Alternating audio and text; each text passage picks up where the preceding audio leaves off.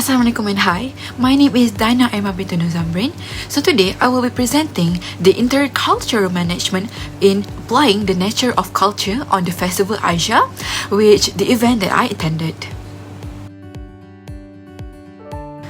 So now let's talk about the objective of going to the event. So the objective of going to the event is actually to enrich both personal and also communal experiences. This event actually provides opportunities to explore and also appreciate the diversity of traditions, arts, and customs from around the world. By engaging with different cultures, individuals can broaden their perspective, foster understanding, and develop a deeper appreciation for global diversity. Cultural events also serve as vulnerable learning experience, offering insight into history, art, and also storytelling in ways that are often more impactful than traditional educations. So, the topic that I'm going to choose is Chapter 2, which is the culture and its role in multinational operation. I truly believe that this chapter can relate the most with the event that I have attended. So, some of you might be wondering, what is culture? So, let me talk about it. Culture is actually a multifaceted concept that encompasses the characteristic, knowledge, and also social behavior of particular groups of people. It includes a wide range of elements such as religion, language, cuisine, social habits, music, and art. Essentially, culture represents the share of belief, values, custom, and also behavior that define a group of people at a specific time and place. Now, I'm going to talk about the Hofstede cultural dimension theory. So, Hofstede cultural dimension theory is a framework developed by Greg Hofstede to analyze and also to understand culture differences across countries and their influence on behavior and values. There are 6 elements in Hofstede cultural dimension, which are power distance, uncertainty avoidance, individualism versus collectivism, masculinity versus femininity, time-oriented, and also indulgence versus restraint. However, I would like to focus on 3 elements of Hofstede cultural dimension, which are power distance, individualism versus collectivism, and uncertainty avoidance. First of all, when I went to the China's booth, I could see the element of power distance. Chinese culture typically has a high power distance, meaning hierarchical relationships are accepted and respected. Authority figures such as elders and also leaders are given significant difference. Based on my point of view, the organizer of the booth is actually made by exchange students from China. However, at the booth, there was a supervisor to observe its students' work, and the student seems to obey on every order that was made by the supervisor. Hence, from there, I could sense the element of power distance, which is a normal culture in China. Not only that, I could also sense the element of collectivism over individualism in Chinese culture. Chinese culture is strongly collectivist and emphasizing group harmony, loyalty, and relationship over individual goals. From my point of view, I can tell that while the exchange students are trying to explain in detail about their cultural items and or art, all of them will be together explaining each pattern precisely, and I can sense the bond between them is very strong rather than they are alone.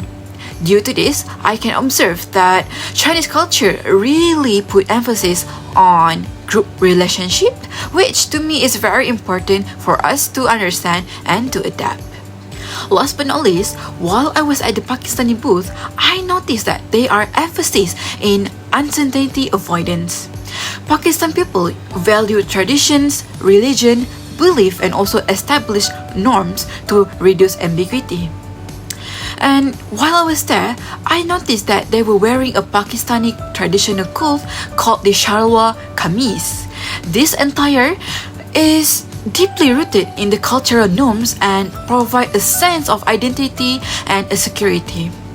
The high uncertainty avoidance may lead to resistance against adopting new fashion, trend, or styles that deviated from traditional norms. This conservatism in clothing choices reflects a broader societal tendency to prefer a familiar and also predictable pattern in life.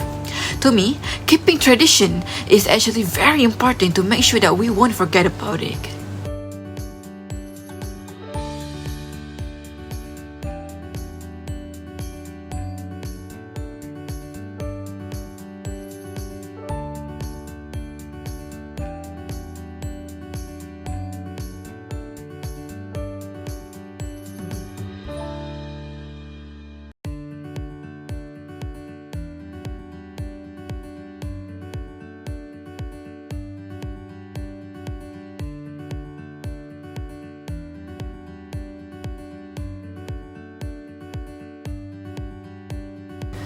So now, let's move on to the Trompenaars dimension of culture. Fons Trompenaars is a Dutch organizational theorist, management consultant, and an author. He is best known for his work in cross-cultural communication and management. He developed the Trompenaars cultural dimension model, which identifies key cultural differences that influence behavior in business and society. There are 7 elements in Trompenaars dimension of culture, which are universalism versus particularism, individualism versus communitarism, neutral versus emotional, specific versus diffuse, achievement versus ascription, time, and the environment. However, I would like to emphasize on 3 elements of Trompenaars dimension of culture, which are the neutral versus emotional and the communitarism. First and foremost, Chinese culture is based on neutral over emotional cultural dimension. Chinese culture tends to suppress emotional expression in formal contexts, and they favoring a more restrained communication style. This can be proved while I was at the booth. I noticed that they will be maintaining a very professional face to preserve harmony and respect. And I know that it can be very nerve-wracking to speak to the locals while explaining the details of their traditional arts and culture. However, they did a very good job making me understand what they are trying to explain. To me, it is very important to keep a professional face while doing something because that shows how serious we are.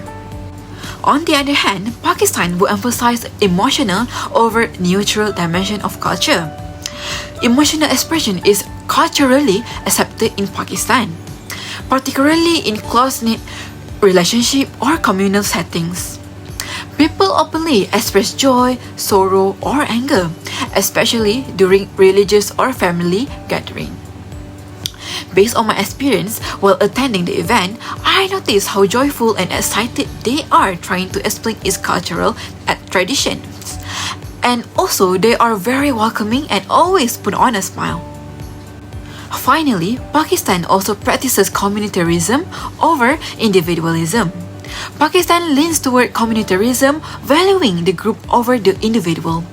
This is evident in social structure where family and community ties are paramount. Based on my observation, the Pakistani person in charge was very kind to make us understand what they were trying to explain, even though they only 1% can speak in English. Their team up is so good because they are trying to deliver the message in very easy way to understand. The man who cannot speak in English did his very best to make his teammate understand what he was trying to say, in order to make us understand the cultural tradition better.